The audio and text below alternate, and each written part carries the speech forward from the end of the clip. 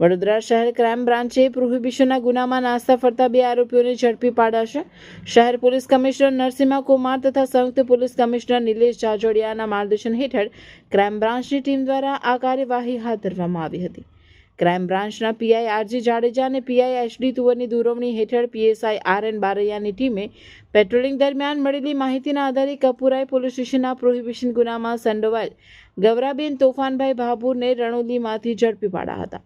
તેમના વિરુદ્ધ અગાઉ પણ પ્રોહિબિશનના અનેક ગુનાઓ નોંધાયેલા છે. આ ઉપરાંત વાઘોડિયા પોલીસ સ્ટેશનમાં નોંધાયેલા દારૂના કેસમાં નાસ્તા ફરતા મેહુલભાઈ મુકેશભાઈ ભાલિયા રહેવાસી માંજલપુરને પણ ક્રાઇમ બ્રાન્ચે પકડી પાડ્યા છે. પકડાયેલા બંને આરોપીઓને આગળની કાર્યવાહી માટે સંબંધિત પોલીસ સ્ટેશનને સોંપવામાં આવ્યા છે. દર્શક મિત્રો, આવા જ લેટેસ્ટ અપડેટ અને સમાચાર જોવા માટે જોડાયેલા રહો ફેસબુક, ઇન્સ્ટાગ્રામ, યુટ્યુબ ચેનલ સાથે વિશ્વ ભારત ન્યૂઝ.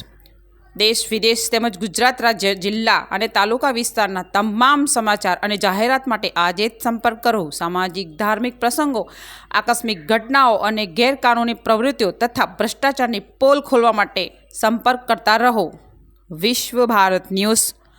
સંપર્ક કરવા વિનંતી 9978702276.